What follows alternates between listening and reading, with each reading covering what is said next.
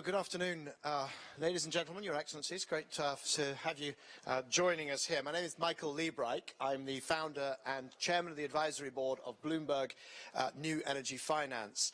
Now, we have got a fabulous triplet of sessions. It's one session but divided into three, and we'll be looking at the issues of finance and the role of finance in funding the shift to clean energy internationally. I'll introduce my panelists in each of the triplet of sessions separately. So we will be going through, first of all, talking about India.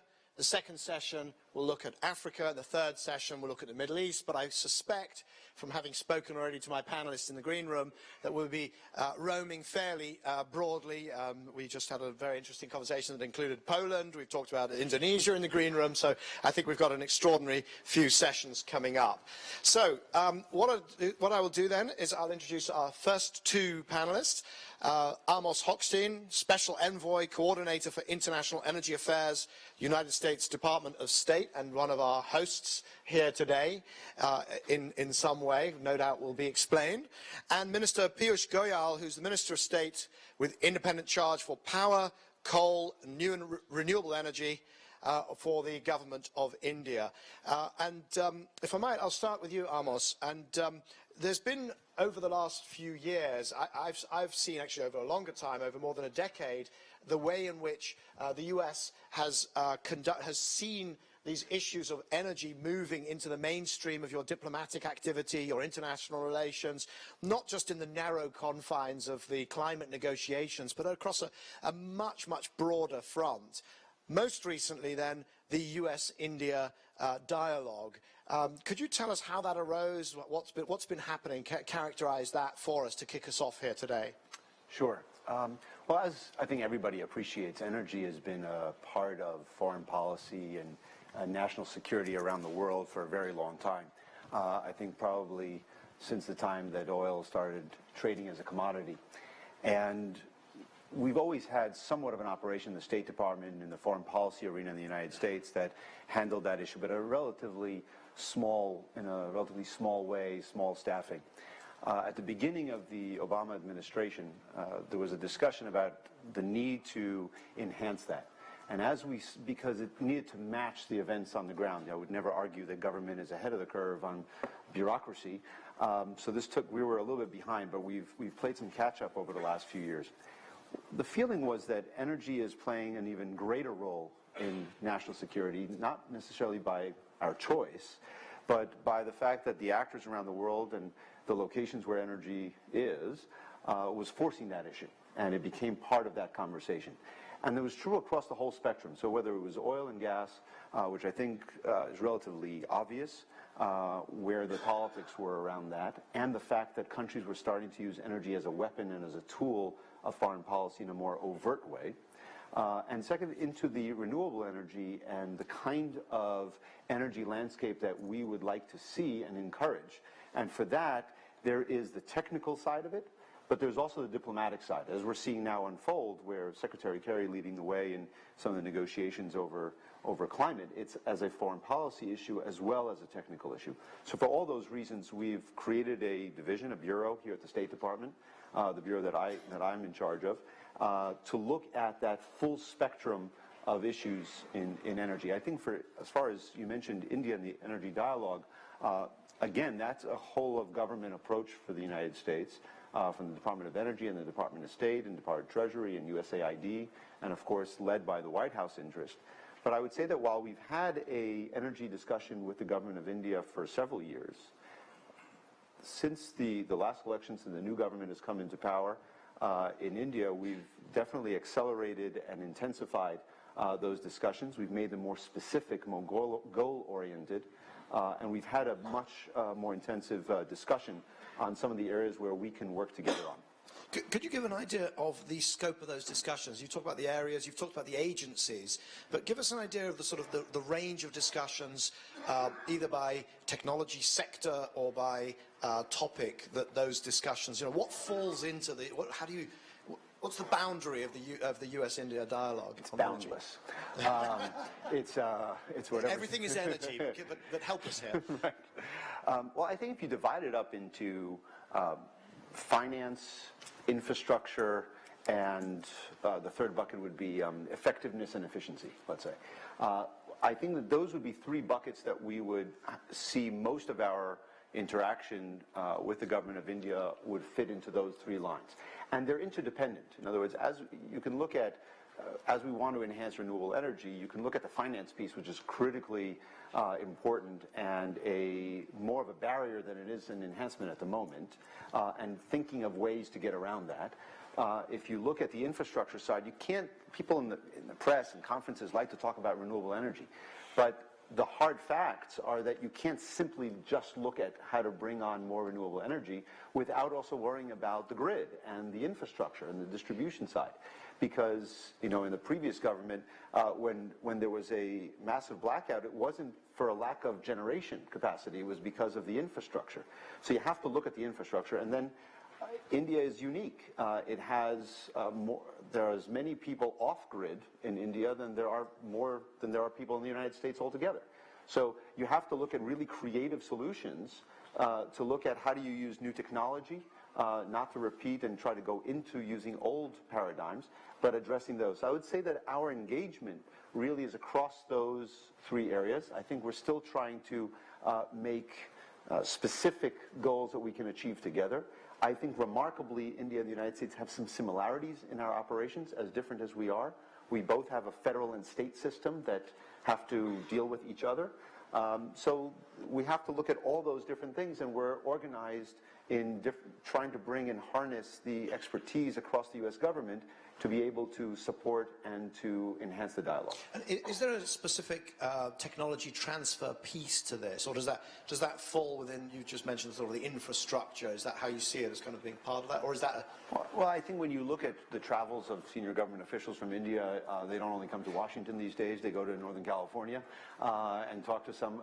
I think what we bring to the table, obviously in the United States, is what is happening at the labs and some of the research and development that's happening through the U.S. government, but most importantly from the private sector and leveraging the U.S. private sector innovation to support what is uniquely Indian issues and concerns, and how to manage that. Well, the reason I ask is I know that technology transfer is a big goal, a strategic goal of your government, Minister Goyal. But could you give us a sense of the scale of the challenge and the nature of the challenge in energy in India? So separate from the dialogue, but just what are we looking at here? What has to be achieved? You've got very ambitious plans. Well, India over the years has not been able to provide energy access to nearly 250 million people, even as we speak. And we feel that it's now time that these 250 million people get affordable access to energy, and not in a very long time frame, not even what we are planning in the sustainable energy goal. We are looking at making that happen in the next 4 years. And we are very keen that every Indian should have the ability to access power at affordable prices and quality power. So that, to my mind, is the overarching goal around which we are working the entire energy piece. In that, of course, there are challenges about the grid, ensuring, as you rightly said, adequate transmission across the country. It's very important to have redundancy and adequate capacity to withstand any significant instabilities in the grid which caused the August 2012 disaster. At the same time, we have nearly 50 million people who live in very far-flung areas and may not be able to be connected to the grid very easily. They're in the remote mountains, in the forests, far away from the grid, where the cost-benefit analysis and the time taken for the grid to reach them may be much longer. So we're looking at off-grid solutions to reach energy to these 50 million people in far-flung areas. Along with all of this, we are very conscious of energy security. And for us, renewable energy has a mix of both clean environment and energy security. And in fact, I was reading that Thomas Edison had mentioned many, many years ago that he hoped that people would recognize the value of the sun and of wind before they are forced to do it. And I'm glad that the world today recognizes that wind energy and solar energy are very good substitutes, very robust substitutes. In the long run, they'll pay well for the system since costs tend to flatten out as against fossil fuels where there's always an uncertainty going into the future. So we are very, very committed to our programs for ensuring energy access, and within that access, as the demand grows more towards not only meeting people's own domestic needs, but larger industrialization and job creation. We are very keen that we also have a greater focus on renewable energy. So within that, there's a lot of work to be done. It could be characterized as infrastructure or really around the regulation of your utilities, because the key word for investment in clean energy or any sort of energy is bankability and credit. And that's really been a huge issue in India, holding back the sector really for decades. What are you doing to sort of sort out that some of the basic work that almost needs to be done at your end? Could you just talk about that? You're absolutely right. That's one of the legacies that I inherited when our government came into power in May of last year. And the stress that the utilities are facing, it's as we speak about $10 billion lost every year for the inefficiencies in the power distribution sector. We are seized of the matter. We have worked out a very holistic, all-encompassing program that will not only bring down this $10 billion annual loss to zero in the next 3.5 years, but will also ensure that in the long run, these distribution companies are not allowed to be profligate in their finances. There are very good hard budget constraints being brought in a new program that we are on the verge of finalizing in the next couple of weeks. And we are very confident that the DISCOM stress that has held back investments in the energy sector will be a thing of the past. But having said that, in the interregnum, what I'm doing is that to mitigate the counterparty risks and ensure that investors feel more secure when they come to India, we've introduced our power utilities, which are AAA rated companies like the National Thermal Power Company, which produces nearly 25% of India's total energy. And it's a AAA $25 billion government of India entity. And 2 or 3 other such government-sponsored entities, which are actually writing out the PPA to ensure that investors have a safety over the length of the PPA, 20, 25 years, and feel the investment gets more security. Coupled with that, obviously, I recognize that the infrastructure and the grid transmission capacity has to be increased to absorb the 175 gigs of renewable energy that we are planning to put out there by 2022. We've already initiated about $6 billion programs for greening the grid, adding capacity to evacuate solar and wind energy. And in the next 7 years, my estimate is that we'll be investing nearly $50 billion, largely through private investment, into the expansion of the grid to absorb this large amount of renewable. Because in renewable, more than the cost of power, at times it's the cost of transmission that stresses the benefit. That's right. In some cases, we've seen dollar for dollar. $1 goes into the renewables and $1 goes into the grid. Just in terms of the losses, I mean, there are clearly losses because of technical sort of ancient infrastructure, losses where people are taking the electricity without paying. But there's also one of the reasons behind the 10 billion loss is it not because of not subsidies but caps that are imposed on electricity prices, and will you be removing those as a way of stimulating investment? No, incidentally, there are no caps on electricity prices in India. We have a very robust regulatory mechanism which determines the prices, and the governments do not interfere in price setting, except that we recognize that there is a large section of society which cannot afford expensive power. So we have a robust mechanism provided for by legislation which allows a cross-subsidy where the poorer and the less privileged sections are given power at a cheaper price. Some of it is cross-subsidized with large domestic and industrial consumers, and some of it is paid by the state from out of its treasury. Okay, so that sounds Having said that, yeah. one must also appreciate that the inefficiency of the DISCOM cannot be passed on to the consumer.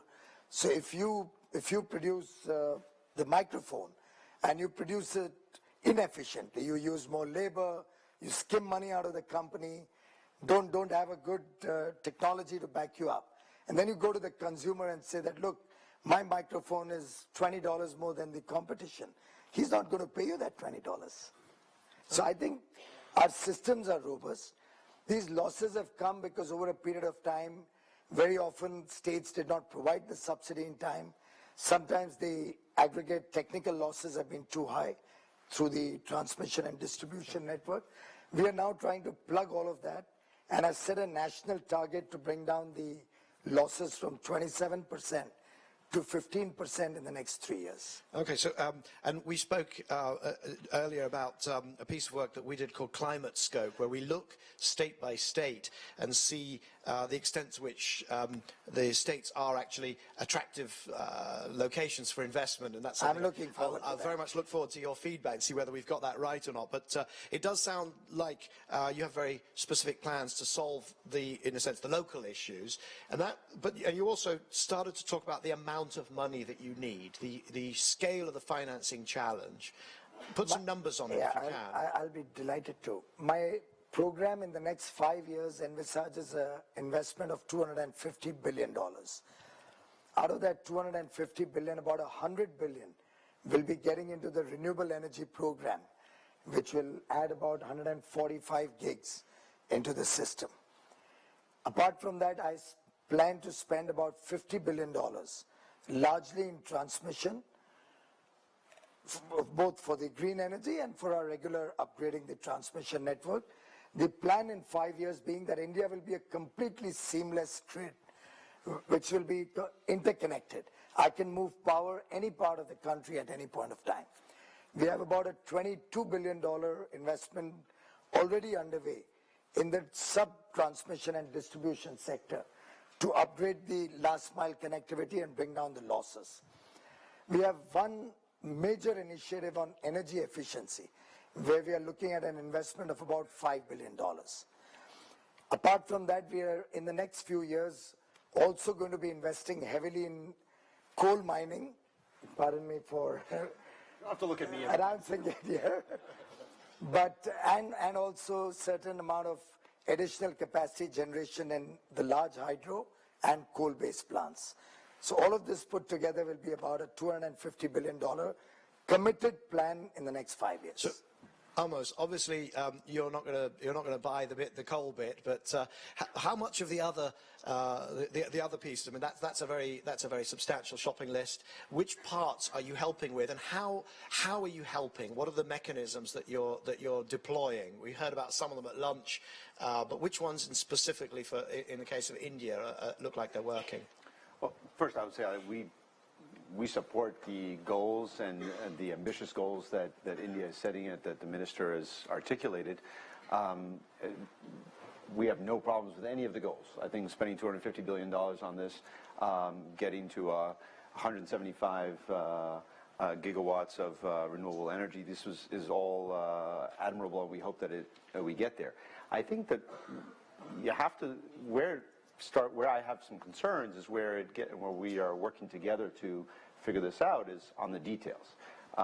When you push a lot from the federal to the state, not all states were born equal as far as their attractiveness for business. But not only I haven't seen the scope yet, but they're not all creditworthy. So it makes a difference for companies that want to make the investments, a prioritization between states that are creditworthy versus states that are not. The finance piece is complicated, and I think how the money is spent from the central government in order to spur the investment is critical, because there's not enough money, there's not enough government money, not here, not in Europe, not in Asia, not in India, to pay for this to all happen, to achieve all these goals. This can't come out of balance sheet. This can't come from cash. So therefore, it's about a certain equilibrium that there's this tipping point that we have to reach, and in every market it's going to be different. And the tipping point is, what is the role of government? And by public sector, I would say local government, international financial institutions, and others that are willing to come in and support. And what kind of financing mechanisms do they have to provide in order to make it good enough and sustainable enough for the private sector to come in with the much larger amounts of money that will make the actual investment? And I think that's where, over the last year, despite an enormous amount of work by the minister, who seems to be everywhere at all times, and is, has been putting his heart and soul into this, we still are not there yet as far as identifying and giving the comfort level for companies to come off the sidelines with the money that's available and interested to come in. Because what we know from every conference, and we have a lot of them, on renewable energy, is that India is the panacea. That's where everybody wants to go.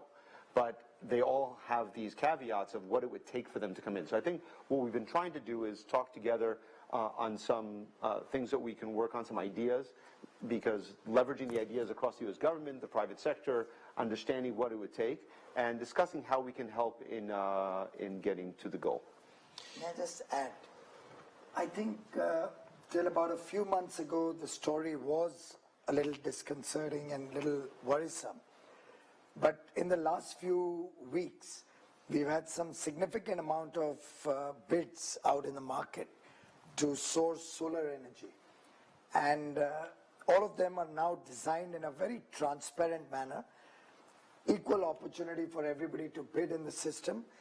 And you'll be delighted that we've been able to bring down solar energy prices by about 20 to 22%, only by bringing in a greater degree of competition and transparency in the procurement process. As regards the few states where the challenges of credibility are there, that's where we are looking at NTPC or Solar Energy Corporation or Indian Renewable Energy Development Agency, all of them putting in their might behind those contracts to ensure that they become the intermediary, and they guarantee that even if the state defaults, they will ensure both purchase of power and the payment, timely payment, for which we are creating back-end support from within the federal government. But this is exactly the example of why we're having this dialogue and why I think it's so important. Because if you go back to the discussions at the RE Invest conference that the minister headlined and organized in India last year, I think it was February, some of the ideas that came out of this kind of a dialogue that we're doing, because the dialogue is not just government to government, the idea is to bring in the private sector. And the minister and I sat there for about an hour and a half listening to a roundtable of complaints, comments about what they needed to come in. And that's what we've been using the dialogue to identify, okay, beyond all the verbiage that we're hearing and the talking points, what do you need? What does the government of India need to address? What do we need to look at? And securitization was one of the things that we talked about quite often in that dialogue, and what the minister just addressed in how starting to come up with these solutions that he talked about for the states that don't have the credit worthy, it's born out of there. So the dialogue has to remain dynamic so that what we talked about last year is not going to be what we talk about next year. So we've seen some very big announcements of private players investing, or maybe not investing, but announcing intentions to invest, and there is sometimes a difference. I'm thinking of people like, I think it's SoftBank, NTT most recently. I'm trying to think if there have been equivalent announcements of US companies coming in. So this is a slightly loaded question. So I think the answer is that I'm sure there are some that are just about to be announced probably tomorrow. But is that the sort of thing that you're working on? I mean, perhaps it's a question for either of you. How did you bring in those? There's a few Japanese companies. Is that part of the dialogue? Are American companies more risk averse? Why aren't we seeing those big announcements from American companies? Is it your question or? It's whoever wants to take the difficult question. He asked me the same question recently, but I didn't talk.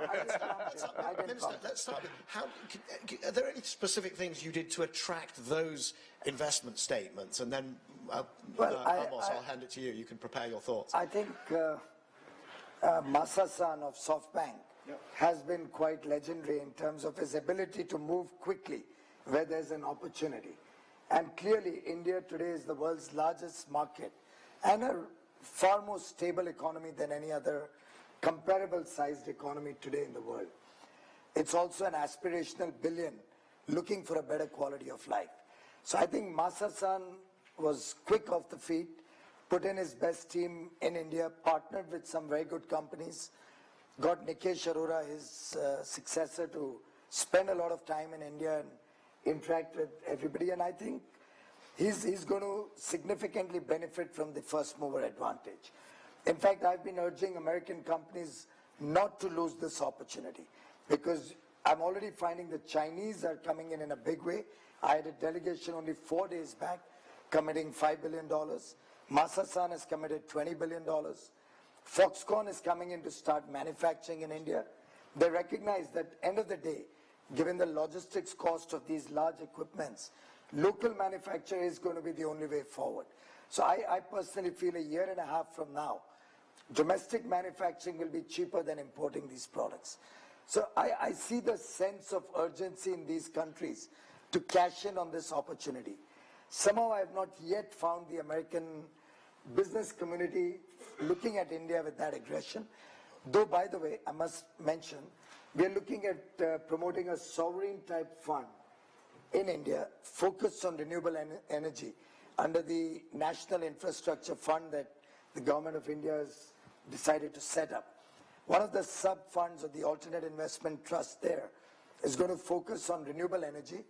The government of India, through its public sector entities, is going to commit capital into that company.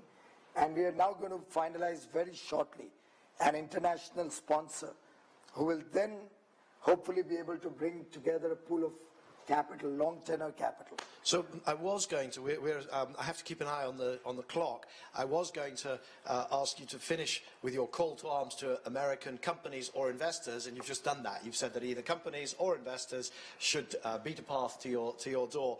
So I'm going to, Amos, I'll come back to you to answer that question in the sense of, how is that going? But also to sum up this section of our panel.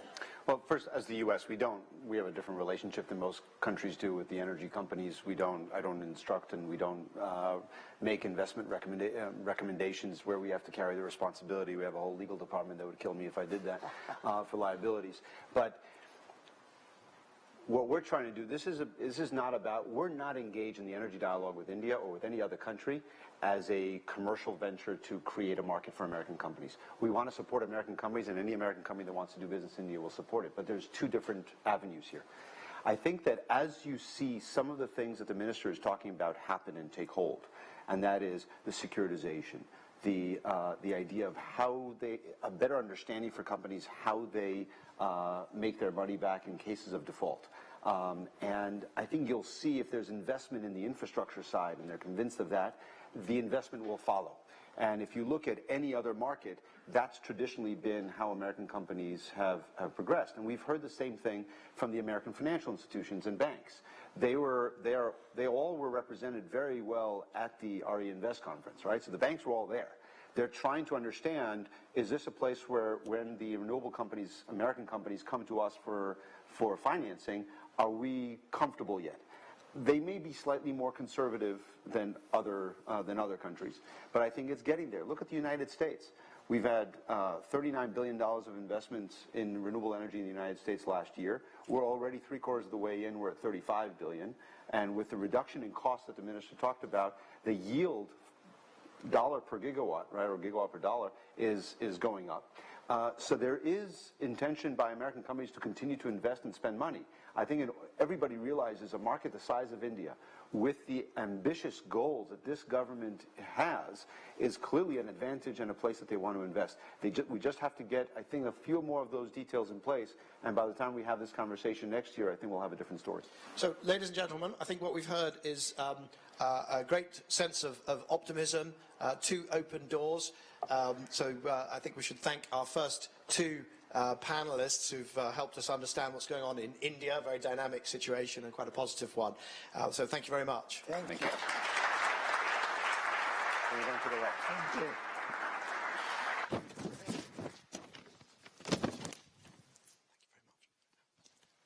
Thanks so much.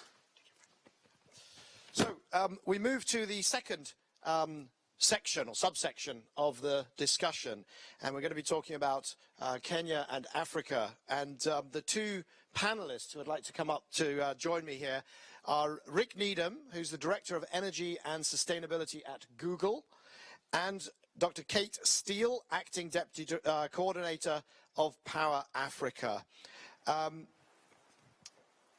Kate, if I could start by asking you, we've just heard about the challenges or the opportunities, or both, in India, one of the huge emerging economies, and obviously Africa is not one emerging economy; it's many. Can you draw some analogies? To what extent are the problems, the issues of creditworthiness of utilities, the energy access issues? To what extent are they the same issues? To what extent are they different across Africa? Sure. So conveniently, the minister and I spoke a bit about this at lunch. So we found a lot of the issues are the same. I think you get challenges with perception of risk in the market.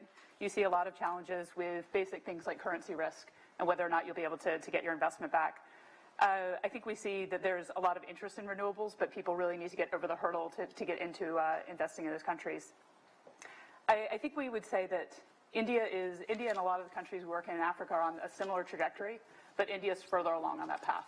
So there's a lot more investment going in. There's a lot more ways to backstop the utilities. I think that you're going to see a lot of the markets in Africa moving in that direction, but it's just maybe a little bit further back on that curve. And in one area in particular, Minister Goyal talked about the local manufacturing and the need for jobs. Is that need as expressed in Africa to the same extent? Are African absolutely. leaders looking to get the jobs involved with clean energy as well? No, absolutely. And you heard Xavier from Off Grid Electric talking about this with their push in Tanzania. This was the morning panel about Off Grid Electric doing the 1 million homes in Tanzania. And really the political push for that was on the job side. That this isn't just about getting people electricity, it's getting people jobs, selling systems, installing systems, et cetera. I think we do see that. You're seeing more manufacturing of renewable energy systems on the continent. I think there's a balance between creating local jobs there, but also keeping the prices low for some of the technologies. So sometimes importation is lower cost. And Power Africa, one shouldn't assume that everybody in the audience knows in great detail what you do. So talk about how that's your environment that you're working in. How does Power Africa try to get some grip on that and play a constructive role? Yeah, absolutely. I was hoping you'd give me the opportunity to give a bit of the background on Power Africa. So Power Africa was initially launched in 2013 as a presidential initiative, and it's headquartered out of USAID. We're the coordinator, but really is a program of coordination. So the goal is to double access to electricity in sub-Saharan Africa. And we work in partnership both with U.S. governments. We work across 12 U.S. government agencies, many of whom are represented here and who have spoken earlier in the day about some of their tools and some of the projects that they're focused on.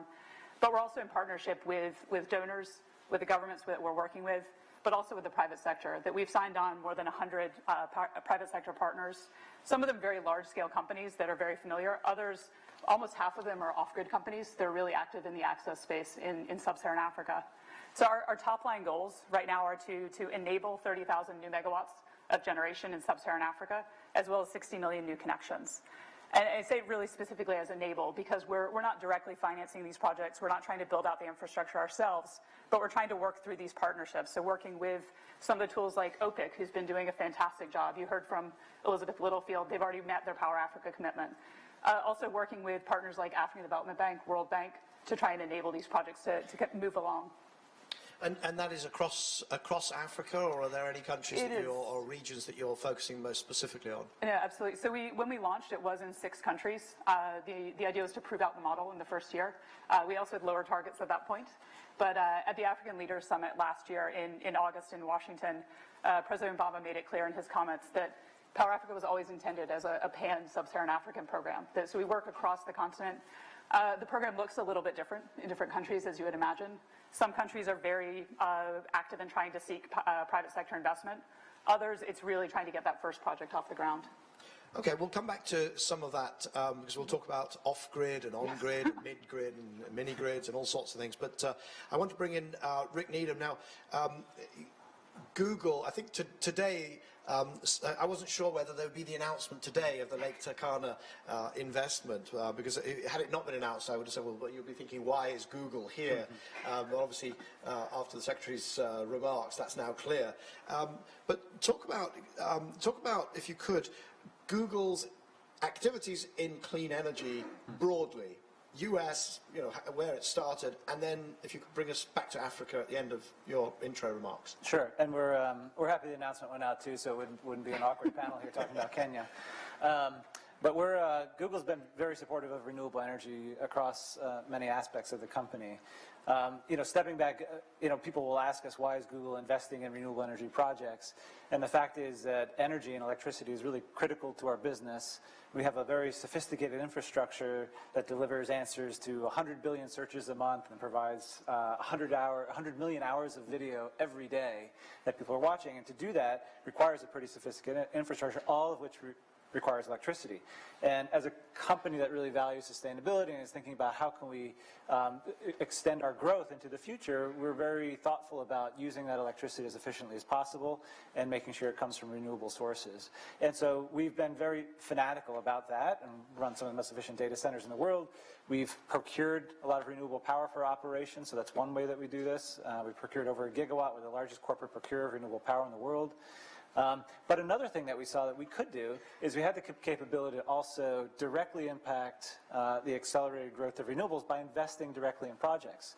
And as a company that tends to ask why not instead of why, so well, that looks like it makes business sense. We can help accelerate renewables, so why don't we do that? So fast forward to today, that was 5 years ago. We now announced our 22nd investment. There's actually another one that got announced very slightly, another U.S. investment, so we actually got 2 that announced today. We're 22 investments in, over $2 billion in capital committed to projects that have a capacity of over 2.5 gigawatts. We actually are quite excited about the opportunity to invest in emerging markets as well. Most of our investments are in the U.S., but this is now, Lake Turkana project is now our second project in Africa. Describe the project. Not everybody will know what is it.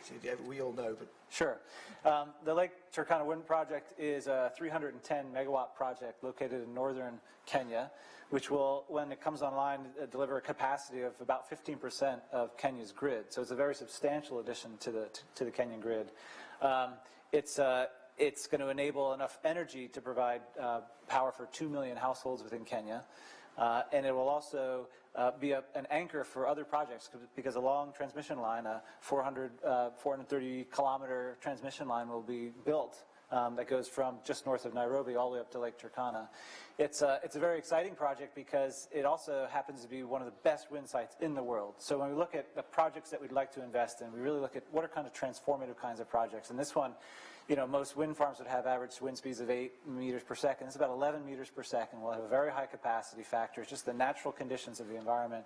And it will help enable, it's great for the environment because it's going to enable 310 megawatts or 15% of the grid to be zero carbon, displacing emergency diesel generation. It's great for the Kenyan consumer because the cost of the power is one of the lowest cost sources of power for the Kenyan consumer, and it makes sense for us as a business investment because of the great wind resource and the project itself. We're joining into that project with many other multinational investors, including OPIC, who had made a commitment to $250 million in debt to the project, and we're very excited about that. That helps enable us to enter the project, and also Vestas, who are basically going to be buying their stake when the project is completed, a 12.5% equity stake in the project. So you have a local office in Nairobi, but this is not about providing. This is not service centers. This electricity is going to be sold into the Kenyan system. That's correct, which is not dissimilar to how we do our other investments, where we're not directly the off-taker. So we have 2 separate ways of approaching renewable energy. Both of these efforts are geared towards what we would call a clean energy future, one that we would view as a great future where both economic and clean energy is available to all, including ourselves as a company, but also other businesses, other users. And the two ways we can help promote that is, one is by actually signing long-term contracts for power for our own operations, which also helps to lower our own carbon footprint. But another way is helping to deploy capital into projects as an investor and earning a return on those investments, but helping to deploy those projects, kind of iconic and transformative projects, whether it be the largest. We've invested in the largest wind farms in the U.S., we've invested in the largest solar thermal plant, we've invested in a transmission line off the mid-Atlantic coast, and we've now invested in the largest PV and wind projects in all of Africa. And so, Kate, the experience of Lake Turkana, when does Lake Turkana come on stream? When will it actually start generating? It's planning to come on stream in 2017. 2017. And are we already seeing other sort of baby Lake Turkanas or the offspring of Lake Turkana coming through the project development process in other countries? Are you seeing the kind of learning impact, the capacity building impact of Lake Turkana? Absolutely, and we could even keep it just focused on Kenya. One of the reasons this project was very attractive for an investor like Google or for OPIC or anyone was that Kenya Power has never defaulted on a power purchase agreement. And we talked in the last panel a little bit, the minister referenced that power purchase agreements and the ability to stand behind them is essential for the certainty to invest. This means that, that Kenya is really getting a lot of attention from developers, and we are seeing follow-on projects where Turkana has finally gone through. This project's been in the works, I think, for 8 or 9 years now, but we are seeing, I think we're tracking at least 50 independent power projects in Kenya right now, and think we'll continue to see significant investment in renewables there. And could you give us a sense of which other countries are likely to follow most closely after Kenya? Because we'll have the next session, we'll talk about North Africa, Morocco, and there's some wind being done in Jordan and so on. But what about in the rest of Africa, in your Power Africa countries? Which ones are looking like, and South Africa's a bit different, but talk us through some countries. Maybe I can give the example of one that no one thought was really ready for investment, and that's Ethiopia. That Ethiopia has never had an independent power project, so no experience with PPAs, never had anyone other than the state power producers. They, as of July, signed their first power purchase agreement ever. It's for a geothermal project, Reykjavik Geothermal. It's the Corbetti project. Could, at the end of it, scale up to 1,000 megawatts of renewable power. And in solar, what are the countries? I'm aware there's some stuff going on in Rwanda. There's certainly stuff in North Africa, in South Africa. Which countries are you looking at for solar as coming on stream very quickly? Many. So we're actually I mentioned Power Africa is very much about partnership. One of our partners is the IFC. We're working with them on their Scaling Solar initiative. I believe we're looking at Zambia and Ethiopia and a couple of others with them. But solar, you see it everywhere. I know we've got Gigawatt Global in the audience too. Gigawatt Global managed to very quickly get online what is the largest PV project in East Africa. So a subset of that, but it's a 8.5 megawatt project that I think they got off the ground in 18 months or so. So it was able to install very quickly with support from the ASEF fund. So we were able to get a project preparation facility from that. Very good. And I promised to come back to the question of distributed versus centralized. And obviously we know the answer is some of each. But you've chosen to do a centralized project in Lake Turkana, project scale. Are you also looking at getting involved in enabling this enormous surge of investment at the rooftop level? I think we've just tracked $300 million of investment in distributed solar in Africa. It's either in Africa or it may be in some other developing countries as well. It seems to me like Google would be quite a good, place to go to look at some of the software, some of the control issues across that network of resources. Are you looking at that? We are. The short answer is we are. And actually, when we look at regions in which it makes sense for us to invest our time and effort into understanding those regions and understanding what we can do to help accelerate renewables, we've looked at regions where there's the capacity to do large-scale renewable energy projects, but also where there's a great opportunity at the distributed scale. And that, as you mentioned, there's a range here, right? It goes from anywhere from grid extension to microgrids or mini utilities to off-grid solar, and that could even be, a home solar system of some substantial size, or all the way down to a solar lantern.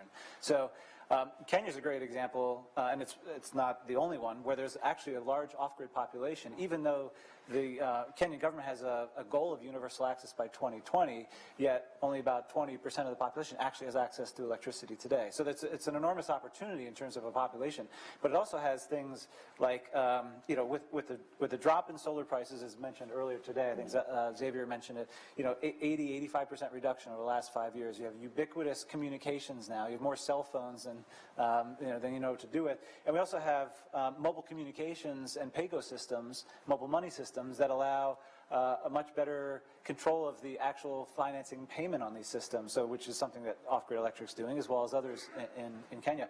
So we see that as a very interesting opportunity. Some of the challenges there are actually financing some of those companies and those scale-ups, because it's been very difficult to understand some of the risks, like traditional financiers coming in and understand the risks of that population. And so we're taking a look at that. We're taking a look and see whether there's something that Google might be able to do in that space.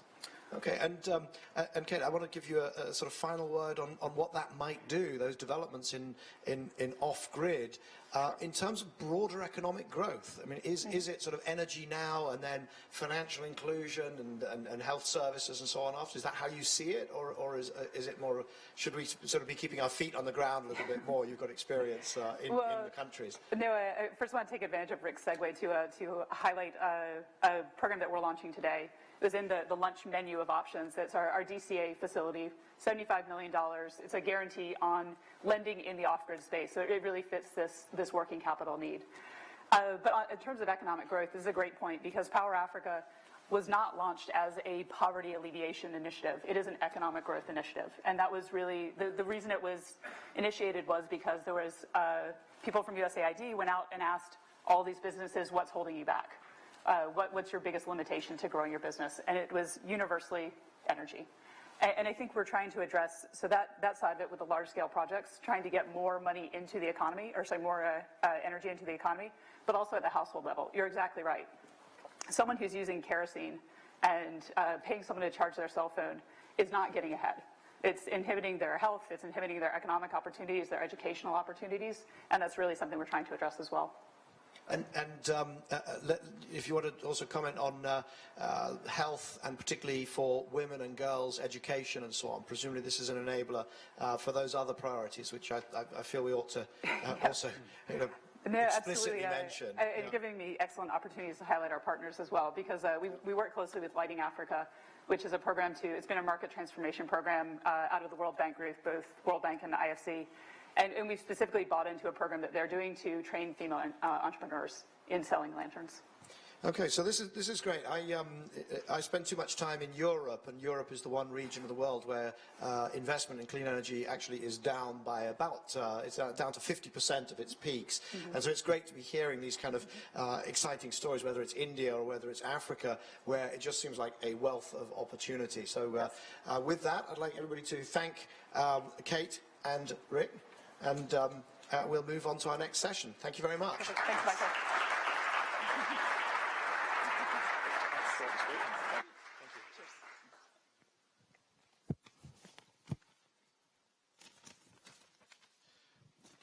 So now let's see if we can go 3 for 3 in the optimism stakes. Our third subsection here, our panelists, Paddy Padmanathan, who is President and CEO of ACWA Power, and John Room, Senior Director for Climate Change at the World Bank Group. And I'm going to ask Paddy to kick us off. And I refer to Paddy as the Usain Bolt of the solar sector, because in January this year, he electrified audiences around the world with his superb performance in Dubai, bringing in a project, a 200 megawatt project for 5.84 cents per kilowatt hour, if I haven't got the numbers wrong. Now, was that a one-off? Can you talk us through that? I mean, you can explain what you do for a living as well, but if you could also explain how you managed to achieve that, that would be great. Thank you. Michael, thank you very much for that sort of extra generous introduction. What I do for a living, we develop, invest in, and operate power generation and desalinated water production plants to sell electricity and desal water in bulk in long-term contracts. And from day one, we set ourselves up to say, these contracts that we signed 20 25-year contracts. The tariff that we sign on day one needs to survive for these kind of durations.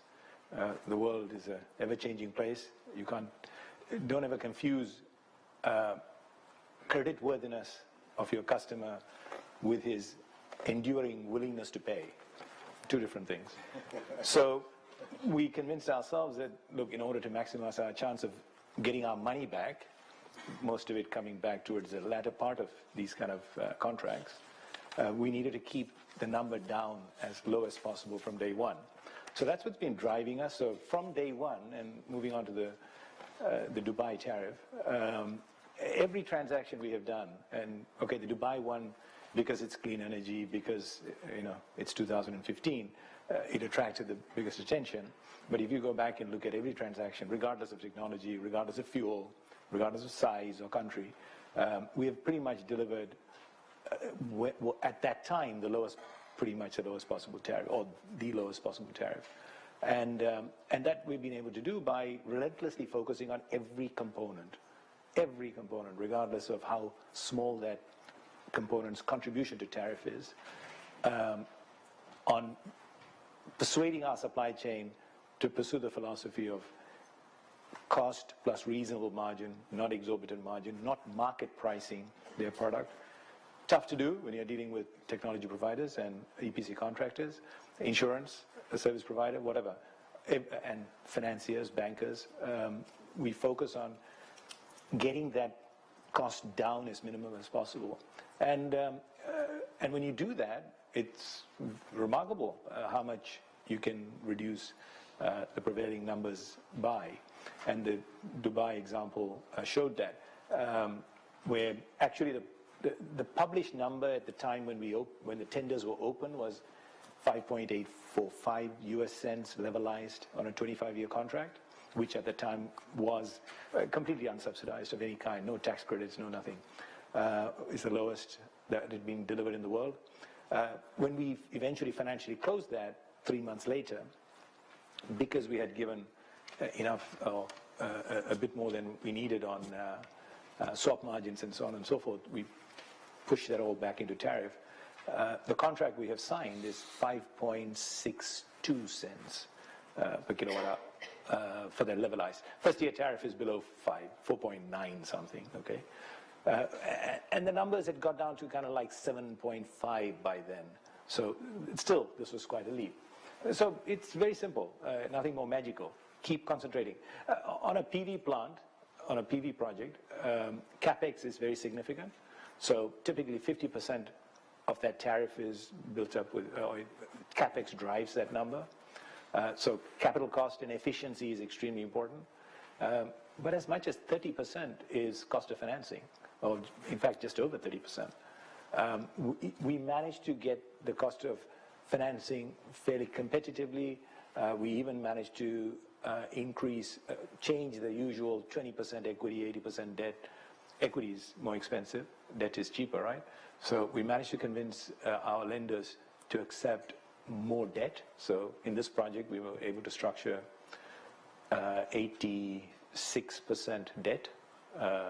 So all of that contributed to that. And since that deal, I can't tell you how many times I've heard people tell me, well, that was all very well. It was a special deal, which you're shaking your head already, so that's the answer to that one.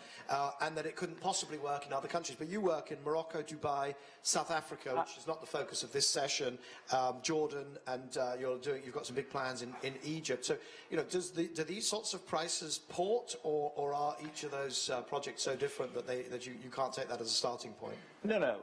I think, look, first of all, we're not a charitable business.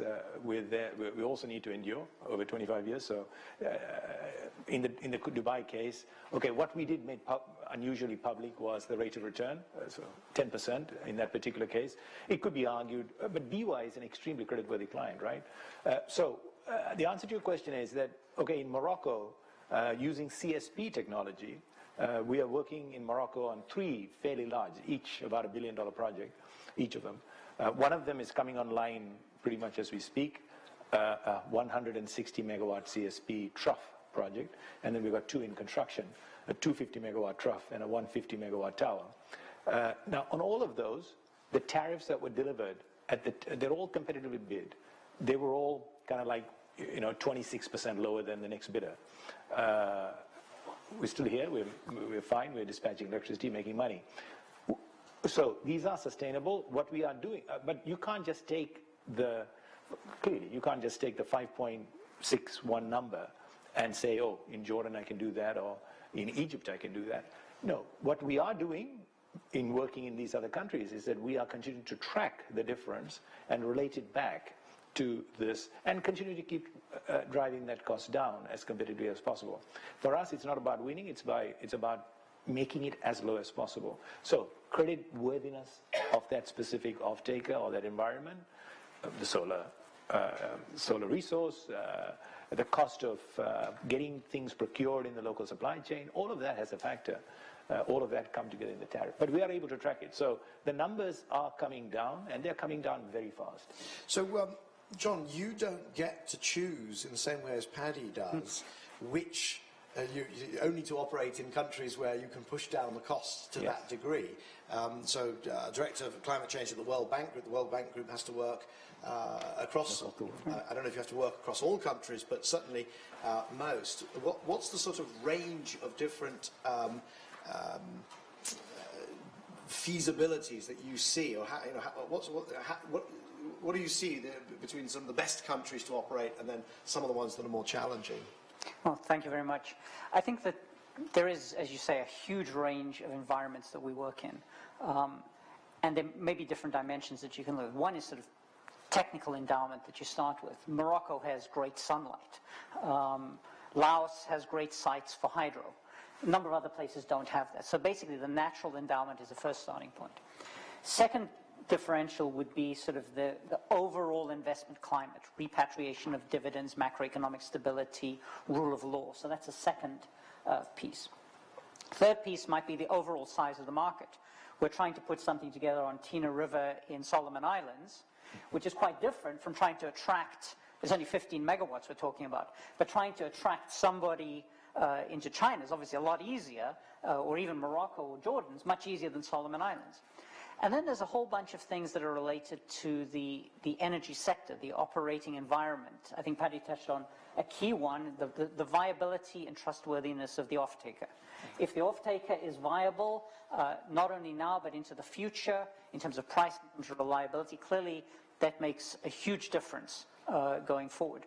So clearly we deal with a whole range of issues. The second thing that I would stress is that when you're talking about renewable energy and how you enter, it depends a little bit about what part of the market you're talking about. If you're talking about $1 billion CSP program, you're worried about one set of environment, skills, regulations. If you're talking about household distributed generation in the hills of Laos or in the Pacific Islands, it's quite a different story in terms of the risk profile and the kinds of people that you can attract. So now in terms of that range of different types of projects and the factors that you've just gone through, there's a range of different techniques that you at the World Bank have deployed to try to blend your finance with, or to crowd in private finance. And I think Rachel Kite, who's now gone off to Sustainable Energy for All, was one of the great sort of innovators in that. Can you talk through some of the techniques? How do you deal with, take maybe a couple of examples and talk about some of the techniques that you've used or seen used to bring in some private money alongside yours? Okay. So I think you can sort of start at the broader policy level. So clearly engagement at the national level with governments on their overall policy to address pricing issues, how subsidies are dealt with, reliability of the off-taker. And there we've got programs, for example, in Pakistan, Indonesia, Morocco, Jordan, a range of places where we're dealing at that macro level to create the environment that allows companies to come in. The second thing that we might do is to blend concessional financing with more commercial financing, both with our IFC team, which is private sector oriented, but also on the World Bank side. So either on a solar program, we might have a tranche of commercial financing, and then bring in some concessional financing at the bottom, particularly in concentrated solar power, geothermal. This is particularly helpful, where Interestingly, there was an example in Indonesia where, from a commercial perspective, the utilities were much more interested in going with coal, but by putting in a tranche of concessional financing would tilt the financial calculations just enough to make it interesting from that point of view. We can also start dealing with other de-risking instruments in terms of tranching our financing simply by having different tenors, different maturities that we can bring, can change the structure of the package that we're looking at. And of course, the very fact that you're involved in a project by its nature gives a lot of people reassurance. Now, you two have worked together, or Paddy and I'm not sure if you individually, but as an institution, I'm going to call it you, worked together on the Morocco, the Ouarzazate project. Now, Dubai, could just confirm, Dubai did not use any concession. No, Dubai is complete. How did it work in Ouarzazate? Yeah, and what was the relationship between your very sort of private, profit, not profit obsessed, but profit motivated developer and the World Bank? Yeah, it's an excellent example of how the international financial institutions, or the DFIs, have been pushing the renewable energy agenda and getting more private sector to come in and start to crowd in and add. The Noor 1, 2, and 3 projects in Morocco. So in 2012, when the Noor 2011, when the Noor 1 tender was launched, is the CSP, Concentrated Solar Power Project. And by 2011, I think people had sort of pretty much given up on CSP, because CSP was sort of hanging around, developed on the back of feed-in tariff programs, fairly rich feed-in tariff programs. So the tariff at that time in the world was somewhere around about 40 US cents. That's the lowest it had got to. Well, it was never going to get anywhere at that price, and PV was just kind of taking off, even though they occupy a completely different space in the dispatch curve, because we're talking about power that is delivered through storage day and night. So World Bank led, Climate Fund led initiative with other DFIs providing a debt package, came in with a concessionary financing. Well, it wasn't completely concessionary, by the way, but in the context of Morocco, it was 3.5% fixed all-in interest rate for 25 years. Okay. Now, if we were to go and do for $1 billion, or 800 million US dollars off the top of my head, debt package. If we were to go and sort of structure that, even if we were able to do that in Morocco, for Morocco at that time, our guess is that at best we could have got it at sort of 6.5, given where the base rates were, at an all-in rate of maybe 6.5%. So that was a significant sort of subsidy. But that subsidy enabled, first of all, government of Morocco to be brave enough to step up and launch the CSP project through a truly transparent, competitive tender. For the first time, CSP was being procured. Well, what a transformative effect. 18.9 cents in that first project from sitting at 40 cents. So all of a sudden, CSP became very relevant. We, as a company, would not have bid that project had it been just had it been just put out as a tender on a commercial financing, even if we were going to be brave enough to think that we could have structured commercial financing. Why? Because when we did the evaluation on a entirely commercial financing basis, we said to ourselves, we're never going to get this tariff down to anything below 24 US cents. And considering that Morocco, which is an entirely fuel importer, it doesn't produce any of its fuel, it has access to coal, it has access to, some offset gas from Algeria. Its cost of generation is hovering around 11 cents, 12 cents per kilowatt hour. So, it's too risky for us to think that, okay, Morocco could be honorable, but still too risky to think that they'll continue to pay 24 cents for 25 years when their alternatives are sitting at 11 cents. We were willing to take that risk when we realized with this concessionary financing we could bring the number down to 18.5, 18.7 in this case. So there is the impact. So immediately, yes. So in fact, 3 companies participated. We delivered that tariff, which was 26% lower than the second bidder. Fine. The plant is coming online right now as we speak. within the next 2 weeks, the turbines are getting synchronized. So, and then it has gone on to then Nord 2, Nord 3. If you look at, I was just making a comment just now, earlier on as we were coming onto the panel, National Geographic this month has got a fantastic climate issue. It's got lots of brilliant maps and a lot of data in there, actually. One of the maps is showing the whole world and grading all the different countries in colors, who is likely to be there to support the 2-degree cause, who is already doing it, who is never going to do it. There are only 2 countries that feature in that map as having is already done: Morocco, and I think it was Costa Rica. Interesting. So, John, you were making notes Yes, there exactly, as Paddy was speaking. So I think I need to bring you in this on this the topic. same because topic. I Absolutely. think it's interesting how you have a convergence of sort of private interest and public interest around that. I think Paddy's described the private interest to how that got them in. From a global financial, from a global public goods perspective, being able to bring in a tranche of financing on a subsidized basis has huge benefits. First one is to have a demonstration effect. There's a huge amount of value in actually having done a first project. Yeah. Second one is to use that concessionality to offset some of the startup risk that you have at the beginning. Once a number of these kinds of projects are up and running, the risk level falls quite dramatically. Yeah. It's to get everybody in the first instance to get this demonstration effect. Third point would be that, interestingly, the size of the concessionality that was provided in this deal and in similar geothermal deals in Indonesia was roughly of the same order of magnitude as the global externality that would have arisen from that project. So in other words, by global externality, the cost that would have been accruing to the world had this not been taken.